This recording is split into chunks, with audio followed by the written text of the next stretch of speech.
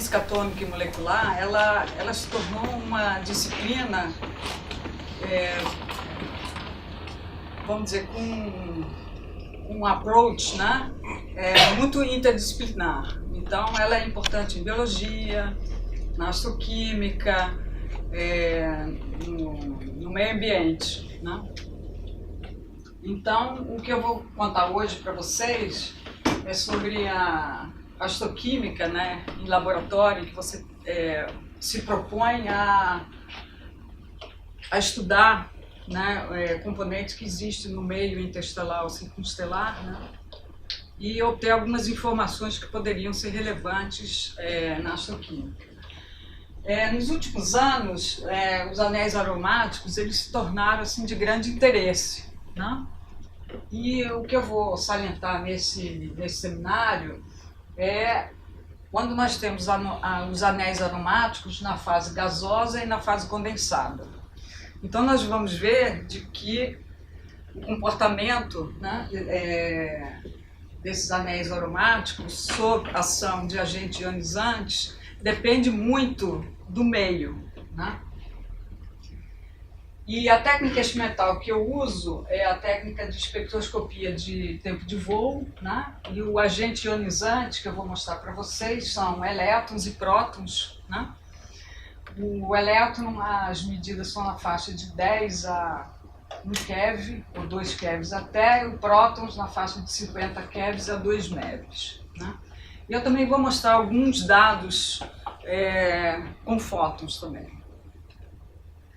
Então, o que nós vamos ver, né, de que a formação então de íons, né, íon seria tanto a molécula mãe ionizada ou molécula pai ionizada, os radicais que são formados, os fragmentos que são formados e também clusters, né?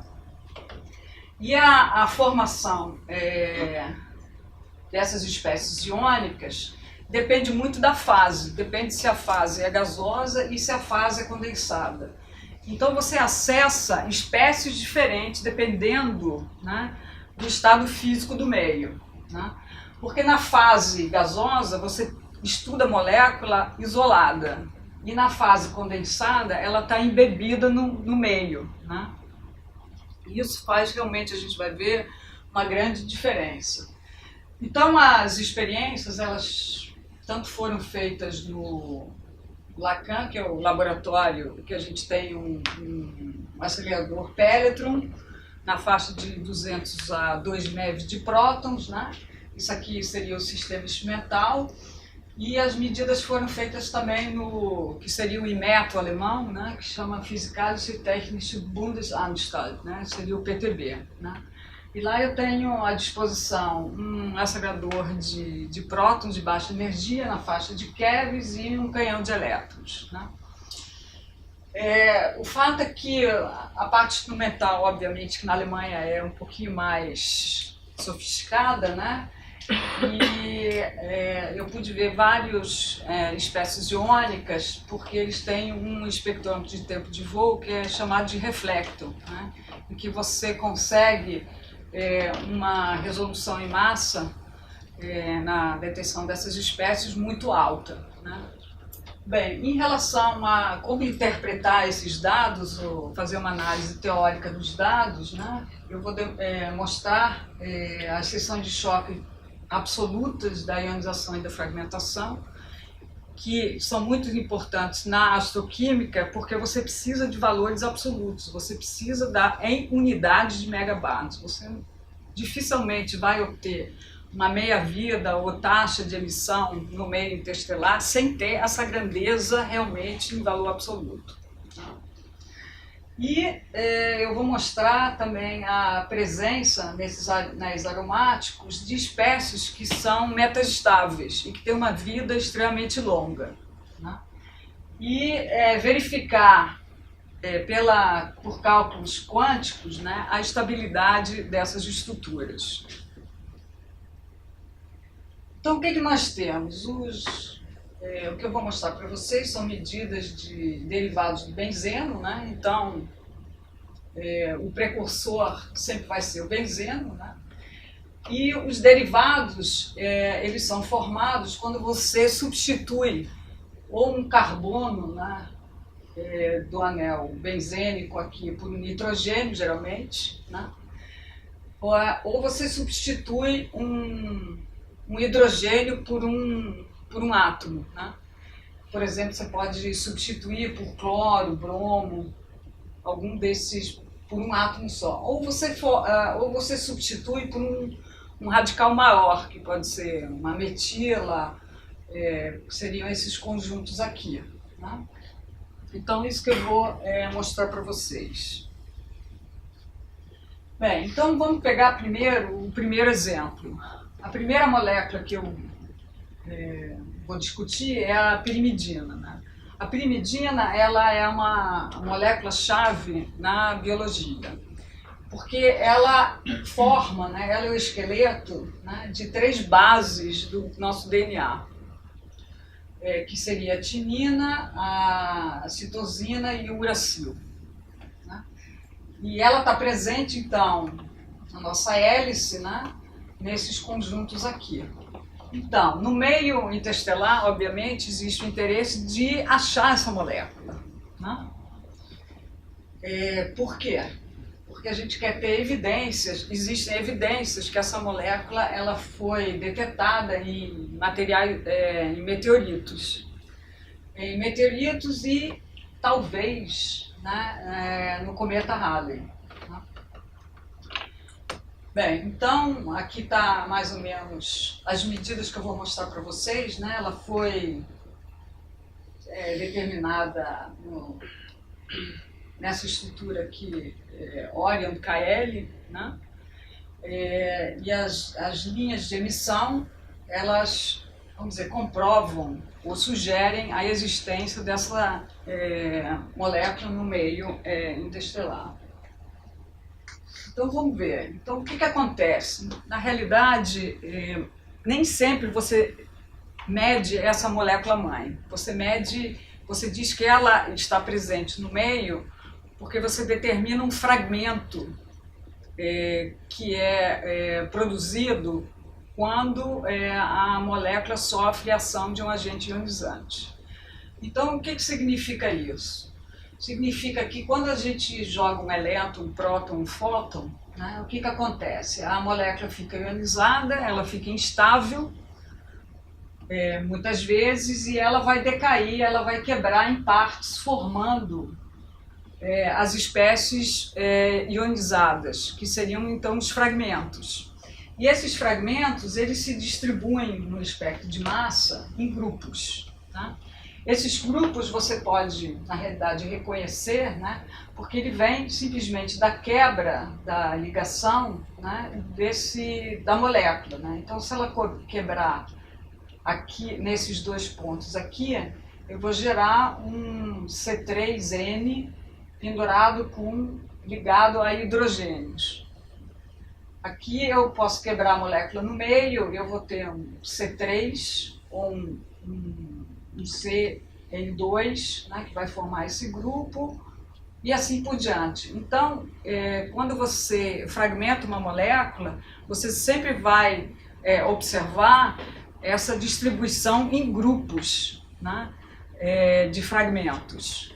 E eu fiz medidas em elétrons e em prótons. E o que chama atenção, nesse caso aqui, é que você vê que o mesmo espectro de massa é observado. Tanto faz você incidir com elétrons de 400 eV como de prótons de 2.500 eV. Né? Para você efetivamente comparar, você compara as 2 moléculas sob incidência dessas partículas na mesma velocidade. Né? Isso significa então que existe, né, existe uma independência na interação, né? A interação é columbiana e nessa faixa de velocidades ou nessa faixa de energia a fragmentação ocorre de forma similar, né? Então, se você analisar no meio interestelar, onde você tem raios cósmicos, com feixes de elétrons e com feixes de prótons, né, no mesmo regime de velocidades, você espera observar mais ou menos fragmentos similares. Bem, o que nós fizemos ainda, isso aqui é um pouquinho mais de física básica, né?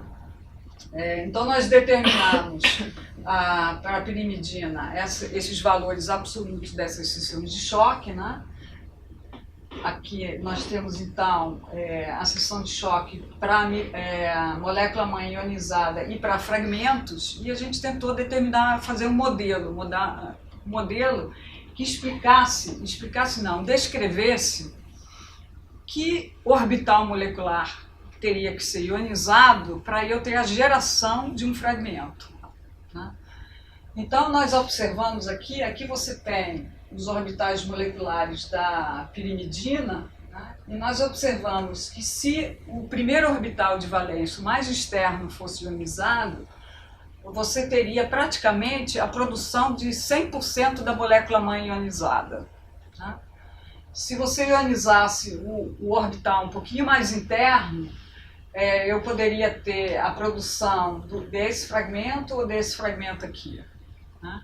Então, com isso, a gente consegue ligar a ionização de um orbital molecular à produção dos fragmentos. Fazer um cálculo quântico é muito complicado nesse tipo de molécula, você fazer um cálculo quântico. Por isso que a gente buscou um cálculo um pouco mais simples, semiclássico, né? E nós estudamos aqui a pirimidina e a piridazina, que na realidade são isômeros, né? Eles têm os mesmos átomos, né, presentes no anel, só que os átomos aqui de nitrogênio, você tem a substituição aqui nesses dois pontos aqui do anel e aqui na representação orto e aqui na representação meta, né? Bem, a primeira coisa que você verifica, né, seria você ver qual é a energia que você necessita para ionizar essas moléculas sob impacto de elétrons, por exemplo. E o que a gente viu é que a energia de ionização, né, é praticamente idêntica para essas duas moléculas, né? Mas, pelo modelo de fragmentação, né, a gente pôde, então, determinar, por exemplo, esse aqui é o primeiro orbital molecular, o segundo, o terceiro e assim por diante. Tanto a pirimidina como a piridazina, você vê que eles têm orbitais moleculares com densidades eletrônicas bem similares, mas não totalmente iguais, né? E a gente conseguiu, por esse modelo semi-empírico, dizer, se eu ionizar disso aqui, 19% vai criar a molécula mãe. Aqui, 64% vai criar essa molécula aqui. Então a gente fez um esquema que a gente chamou de matriz de fragmentação, né? Como é que, a partir da ionização molecular, eu vou ver fragmentos. Qual é o interesse, né, no meio, vamos dizer, da astroquímica, né? Você tanto tem no meio interestelar, você pode ter um isômero quanto o outro. Como é que você pode distinguir se você tem um ou se você tem o outro? Então aqui, por exemplo, você vê que na piridazina, um dos fragmentos mais produzidos é o fragmento que tem massa 51, né, na piridazina. Ao passo que na pirimidina, o fragmento mais produzido é o 26, não é o 51, né? Então, a gente conseguiu identificar no padrão de fragmentação uma diferenciação entre os isômeros, né? Então, se no meio interestelar você tem, vamos dizer, a molécula mãe, que tem a mesma massa, e você tem um fragmento 51, você diz, nesse meio eu tenho a piridazina. Se eu tenho a molécula mãe e eu tenho o 51 mais presente, então eu tenho o outro isômero, né? Então essa seria a parte interessante. Bem, como eu coloquei no início no título, né? Qual a dependência no estado físico, no estado gasoso e no estado condensado. O que nós vemos aqui é a pirimidina e a piridazina, aqui na fase condensada e aqui na fase gasosa. Vocês veem que o espectro de fragmentação, né, a geração dos fragmentos é muito diferente. Então, se você tem um ambiente em que você tem gás desse composto, né, você vai ter esse padrão de fragmentação. Se você tem essa mesma molécula, vamos dizer, na forma de gelo, você vai ter um padrão que é bem diferente. Então, quando você fizer uma observação em relação a esses fragmentos, você tem que estar ciente de que no meio gasoso você vai achar mais esse fragmento 50, na faixa dos 50. Se ele tiver no estado condensado, você espera ver o fragmento 26. Bem, aqui você vê então a piridazina. E você também vê uma diferenciação na fase aqui condensada, né? Você vê que o fragmento mais evidente é esse aqui em torno de 50, e esse aqui é mais baixo. Então eu poderia diferenciar no meio se eu tenho um ou outro, né? Na fase gasosa, se eu olhar num âmbito geral, eu não vou observar uma diferença muito grande, né? Só naquele 26 e 51 que eu vejo essa diferenciação maior, né? Então, quando você observa, você quer fazer a observação desses fragmentos ionizados, você tem que estar bem ciente em que meio ele está, né? Se ele está gasoso ou se ele está condensado. Não adianta você procurar o 51, né, como sendo mais forte no meio que esteja condensado, né? Na fase, quer dizer, no gelo, né? Em relação a medidas a trabalhos que foram feitos no meio interestelar dessas moléculas, que são também chamadas de diazinas, foram feitos cálculos termodinâmicos, diagramas de energia, né, propondo se é possível você medir essas espécies ou não, né? Se pela termodinâmica eles seriam estáveis e seriam produzidos. Agora, o problema no meio interestelar é de que a densidade desses gases é muito baixa, né? Se essa sua molécula é muito destruída, a probabilidade de você medir essas moléculas também é muito baixa. Então, existe aí um compromisso, né, na busca desses fragmentos no meio interestelar. Você tem uma probabilidade baixa de achar uma molécula-mãe, mas você tem uma probabilidade maior de achar alguma espécie, algum fragmento ionizado dessa molécula.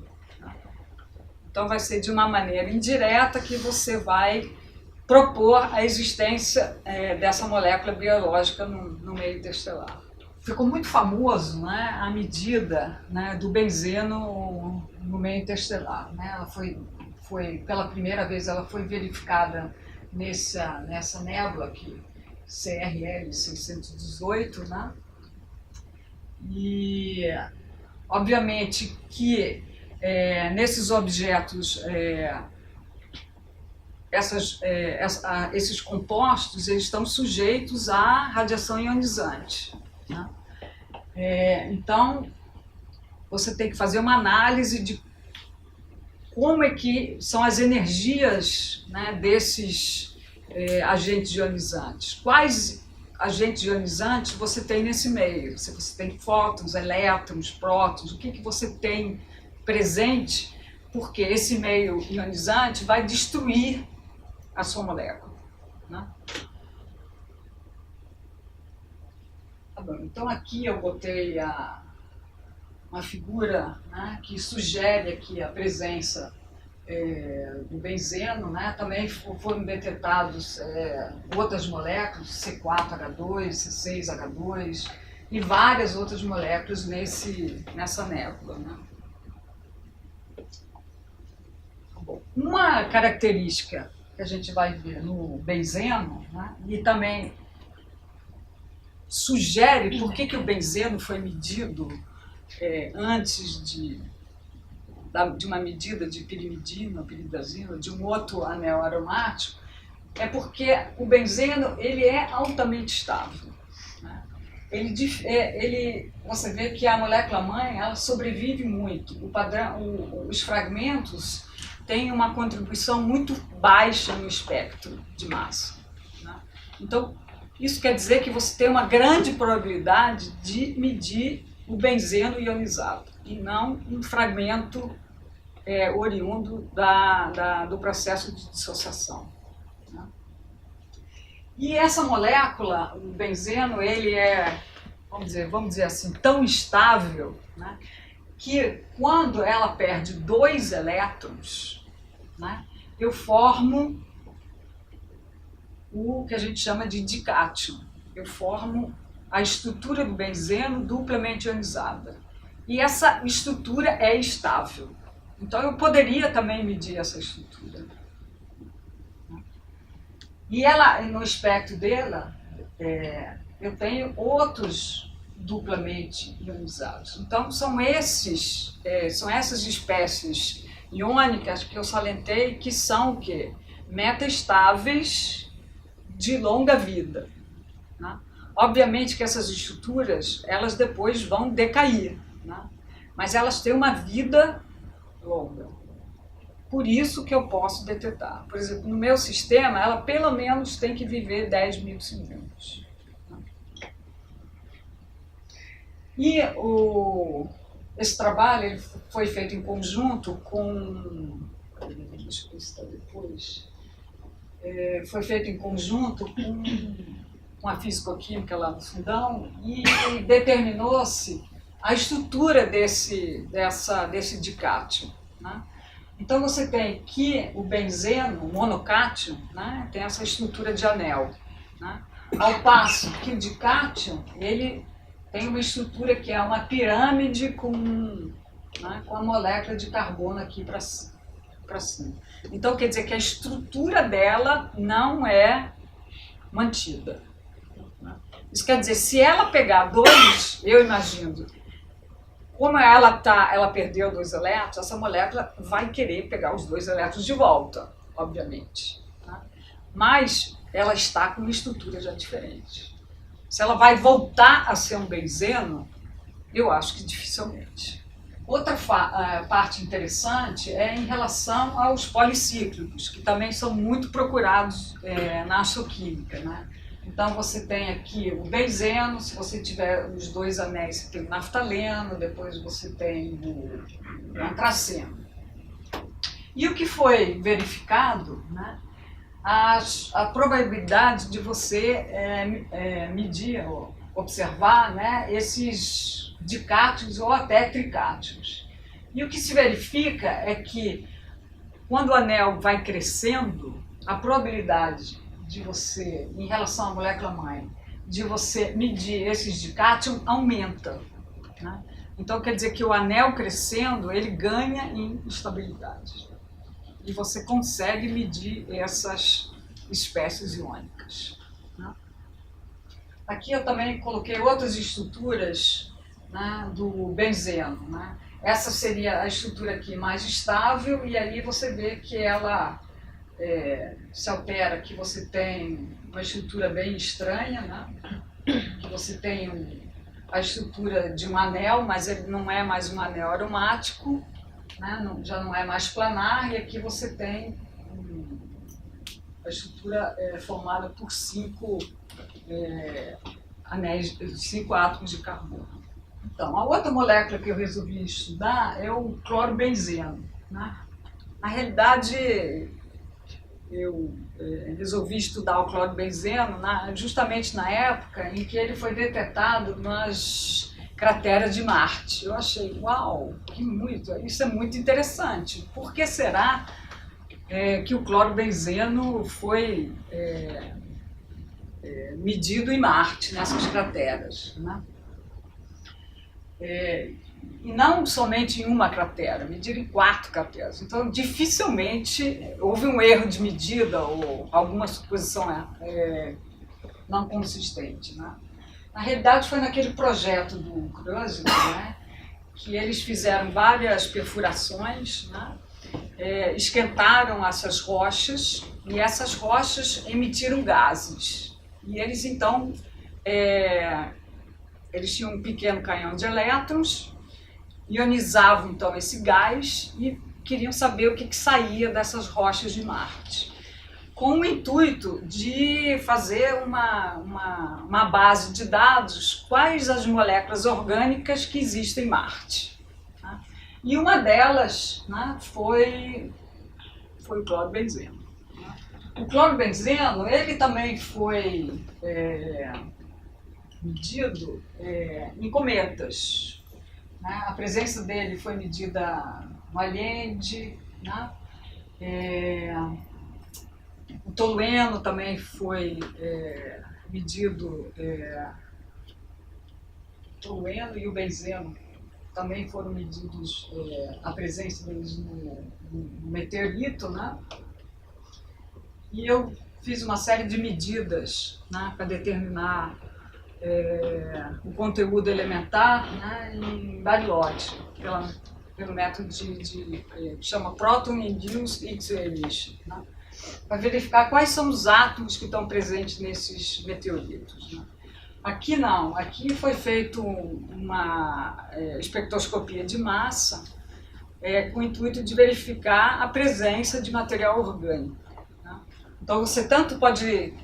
Depende do que você quer determinar, se é a estequiometria, a constituição elementar do meteorito, ou se você quer determinar as moléculas presentes no meteorito. Né? Então você tem que aplicar técnicas diferentes. Né? Aí eu medi também no laboratório de Louis Singleton, na realidade foi onde eu determinei pela primeira vez a presença do dicátion do pequenininho aqui do clorobenzeno, né? Nunca tinha sido medido por ninguém, né? Foi um resultado inesperado na realidade, né? Atualmente isso tudo foi feito na fase gasosa, né? A última experiência que a gente fez com clorobenzeno foi ele na fase de gelo, né? Como um gelo de clorobenzeno. E o nosso intuito foi verificar, né, a degradação dele sob a incidência de fótons. Né? E a maneira mais... e a gente incidiu fótons na faixa da ionização do caroço interno do cloro. Tá? Então, a energia que a gente incidiu foi 2.822, né? Que seria você fazer a ionização do caroço do cloro. E a gente estudou então aqui, né, a degradação. Aqui você tem uma transição do cloro, né? E o que nós verificamos, que com a incidência de fótons, né, essa transição aqui, ela aumentava.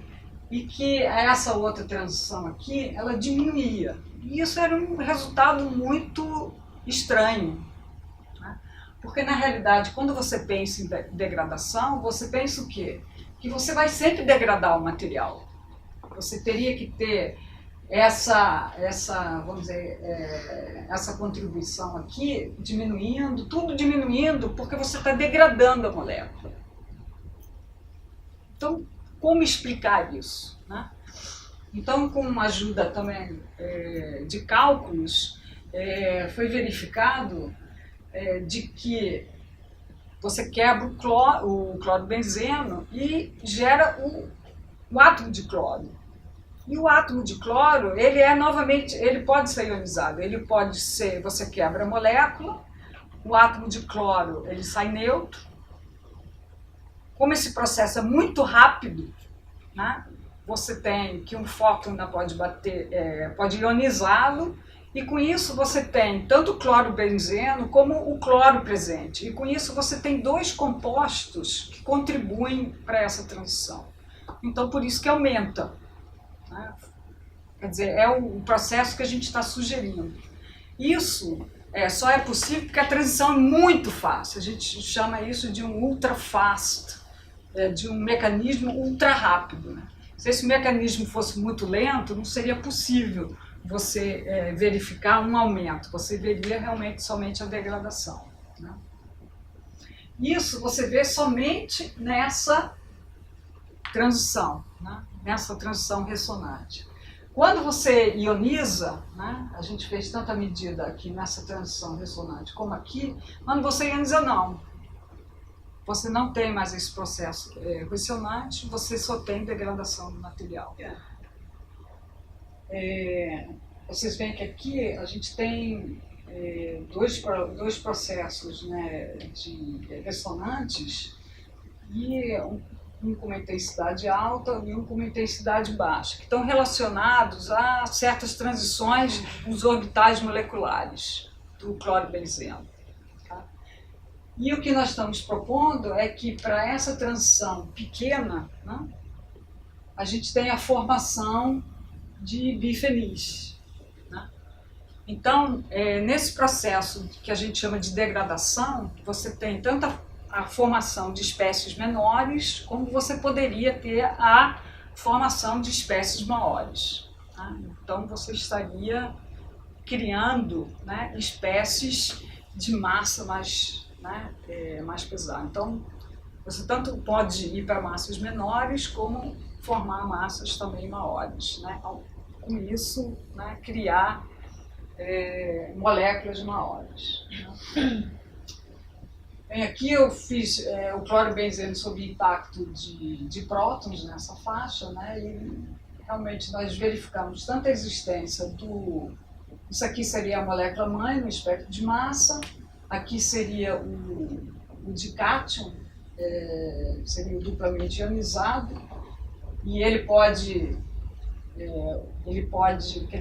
perder, ele pode ser ionizado, né? Perder 2 elétrons, e ficar estável, e perder também um átomo de hidrogênio, e ainda ficar estável. Então a gente tem toda uma coletânea aqui, uma região em que a gente vê essa formação desses íons.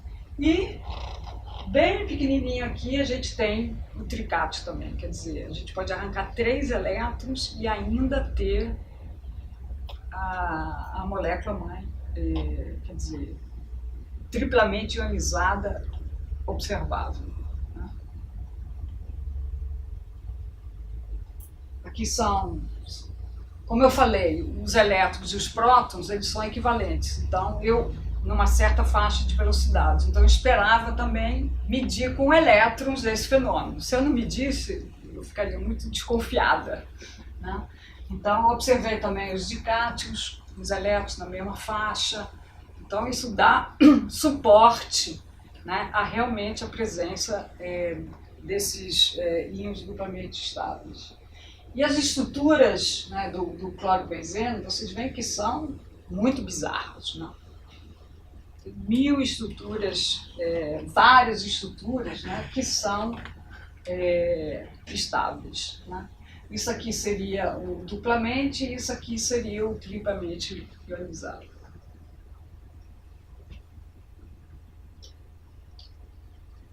Bem, geralmente em astroquímica, né, o agente ionizante mais estudado, né, é com fótons. Né? Então, para modelos sob impacto de elétrons, porque raios cósmicos você também tem fluxo de elétrons como fluxo de prótons, né? Existe uma falta de dados experimentais. Né? Eu verifiquei, por exemplo, na literatura que existem muito poucos dados, né, da seção de choque, por exemplo, do benzeno. Existem 4 dados experimentais por ele. Por clorobenzeno não existem dados. Esse aqui seria o tolueno, que só existe numa certa faixa. Então, como aqui no clorobenzeno não tinha dados disponíveis, eu fiz uma sequência aqui de medidas para determinar essa seção de choque absoluta né, que pode então agora servir como dados de entrada em modelos ligados à astroquímica ou ao meio atmosférico. Por exemplo, o clorobenzeno, ele foi verificado, né, que ele está presente na atmosfera. E o que se verificou é de que se você tem uma certa taxa dessas moléculas no meio, ela reduz a precipitação de chuva, né? Ela altera a precipitação de chuva. Então, realmente tem um impacto na atmosfera a presença dela, né? Ela também é usada como marcador na busca de petróleo, né?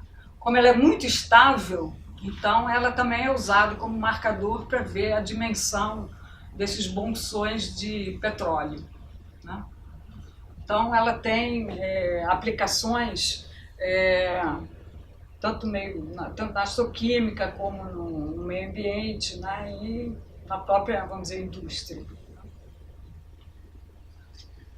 A outra molécula que foi detectada, né, foi a piridina. A piridina é quando você tem a substituição de um carbono por um nitrogênio só, né? A pirimidina, como a gente viu no início, ela tem 2 carbonos substituídos por nitrogênio. E nessa TMC1, né, nesse objeto astronômico, tentou-se medir os compostos orgânicos, né? E foi nesse composto que foi verificado, por exemplo, a presença da benzonitrila, né? Mas há indicações também da presença de da piridina, os outros teria desse ciclopropiciclina, do furano, de moléculas orgânicas, né? Então, fazer experiências com a benzonitrila é um pouco complicado, porque é um material muito viscoso e difícil de você vaporizar, né? Então, eu escolhi como objeto de estudo, né, relacionado a esse conjunto aqui que foi detectado nesse meio, eu escolhi a piridina, né? E, então, foi detectado, botei aqui nesse meio, e os dados são realmente também interessantes. Então, eu medi tanto na fase condensada como na fase gasosa. Vocês veem aqui a fase condensada e a fase gasosa, novamente uma diferença muito grande no espectro dessas espécies ionizadas, né? E o que nós observamos aqui em azul, né, são as espécies detectadas na fase condensada. E o que nós observamos foi uma alta hidrogenação dessa molécula, né? O que acontece é que ela, aqui você tem átomos de hidrogênios ligados ao anel, né, aos carbonos. Ela vai ligando mais um hidrogênio em cada um dessas pontas. Ela hidrogena até enchendo todas as possibilidades. Não só ela na região da molécula-mãe, mas também os fragmentos dela. Então, a hidrogenação desses hidrocarbonetos, dessas moléculas aromáticas, é muito grande. Então, no meio interestelar ou em geral, né, se você não exatamente ter o máximo na molécula-mãe, mas você verificar também espécies hidrogenadas, você também tem uma indicação da presença da molécula. Isso aqui eu só botei a estrutura, né, eu procurei verificar qual é a estrutura, né, desses gelos, né? Do gelo da piridina, do benzeno, da pirimidina, né? Se o posicionamento delas como estruturas, se essas davam alguma evidência da formação que eu vou mostrar para vocês de clusters, tá? Eu vou passar isso aqui. que nós medimos foi também clusters da piridina. Né? A gente viu a formação dessas espécies aqui. Então, no gelo, o que vai acontecer? Você vai crescendo a molécula. Né? Você não somente tem a hidrogenação da molécula, mas você forma, né, moléculas maiores, né, como esse cluster aqui, né, que seria formado pela piridina e pela piridina dehidrogenada. E essa aqui seria, então, a estrutura mais, vamos dizer, energeticamente favorável. Né? E o que nós observamos também foi o mesmo agrupamento aqui. Antes, como eu mostrei para vocês, né, esses anéis aromáticos, eles se distribuem em 6 grupos. Os clusters fazem a mesma coisa. Eles têm começa a ter, tem um grupo, 2, 3, 4, 5, 6. Porque eles vão fazendo o quê? Você tem a piridina e tem o fragmento que é gerado. Então, eles vão se ligando e formando, né, esses novos clusters. A gente não só determinou, né, esse cluster, vocês veem aqui com uma piridina e a piridina aqui ionizada, dehidrogenada, eu chamaria dehidrogenada, né, aqui é como eu tenho aqui 2. Eu tenho 2 piridinas se ligando, né, a essa espécie única aqui. Então, realmente, ela vai crescendo. Obviamente que a formação, né, a probabilidade de formação é menor. Tá? Até 3. Tá? Então, no gelo, né, você pode observar o crescimento, né, a formação desses clusters. Voltando novamente ao benzeno, a gente fez um estudo do benzeno e do ciclohexano. A diferenciação entre um e o outro é que você tem aqui no benzeno somente um átomo de hidrogênio ligado ao carbono. No caso do ciclohexano, você tem 2 hidrogênios ligados aos carbonos. Né? A estrutura aqui é planar, né, um anel, mas a estrutura do ciclohexano não é mais planar. Né? Ela é tipo um barco, ela é meia disforme, vamos dizer assim. E ela pode ter várias formas estáveis. Né? E desse estudo, né, a gente tentou verificar, medimos a seção de choque, né, de destruição do benzeno e do ciclohexano. Qual é a meia-vida em algum objeto astronômico? Você vai detectar mais ciclohexano ou vai detectar mais benzeno? Né?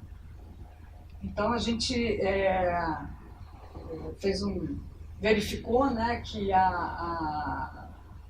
o ciclohexano ele tem uma vida mais longa, né, do que o benzeno, né, e aplicou, né, para um objeto aqui, NO7067, né, em que você aplica um certo fluxo de fótons que você obtém da literatura e tenta determinar qual seria a meia-vida desse composto no meio. E todas essas medidas, elas partem dos espectros de massa. Você começa, o teu dado bruto é esse. Né? Então você vê aqui a molécula-mãe e a partir aqui, né, da probabilidade de formação da molécula-mãe, você determina a seção de choque de destruição dessa molécula. Com isso, a meia-vida dessa molécula. Tá? Mas você tem que conhecer o fluxo presente nesse meio, tá? Para poder, então, determinar a meia-vida. O que você considera, você vê que aqui eu tenho uma medida relativa, né? Aqui está relativa, não tem uma medida absoluta, né? Mas o que nós sabemos, o que é conhecido é a seção de choque que a gente chama de absorção. A seção de choque de absorção é quando você incide um fóton nessa molécula e essa molécula vai absorver esse fóton. Da absorção desse fóton, a molécula vai ser ionizada, né? Ela se ioniza e se fragmenta, né? Então você pode considerar que a seção de choque de absorção vai ser igual à sua seção de choque de ionização. E com isso você determina aqui o valor absoluto dessa seção de choque que você precisa inserir nos seus cálculos. Bem, recentemente a gente também fez para os anéis aromáticos, né? E aqui então a gente tem os espectros dessas diferentes moléculas, todos agrupados aqui em grupos dos carbonos, né? E você pode aplicar, né? Tendo esses dados das seções de choque, você pode aplicar então a algum meio, né, a certos objetos e determinar a meia-vida que essas moléculas teriam nesse ambiente, né? Bem, então eu acho que eu já falei demais, não sei. Então, no sumário, né, eu apresentei a molécula de benzeno, né, os seus que a gente chama de derivados, a piridina, pirimidina, o clorobenzeno, tolueno, também esses policíclicos agora, né, no meio interestelar, né, a gente viu que eles se dispõem, né, se arranjam em grupos de seis grupos de fragmentos, né, que essas moléculas duplamente, triplamente ionizadas, elas alteram a sua estrutura, né, não são mais, né, um anel, né, que na fase condensada você tem a produção, né, dessas espécies hidrogenadas, desses dímeros e trímeros, vamos dizer assim, né? E por outro lado, elas não existem na fase gasosa, você não vai ver dímeros nem trímeros na fase gasosa. Então, dependendo do seu meio, você vai buscar evidências dessa sua molécula. Se você tem um meio gasoso, ou a maior parte gasoso, você vai achar os fragmentos. E aí você tem que procurar esses grupos dessas espécies iônicas ionizadas.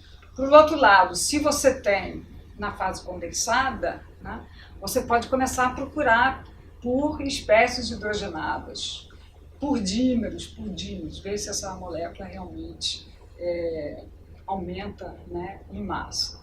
Então, tem que estar muito consciente do que você vai buscar em que meio, né? Não adianta você procurar um dímero ou um trímero na fase gasosa. Como hidrogenado também não, né?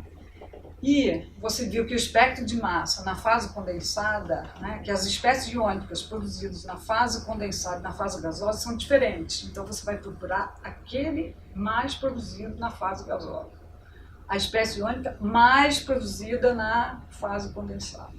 Então essa seria assim, a inserção, né, dos meus trabalhos experimentais dentro, né, da astroquímica.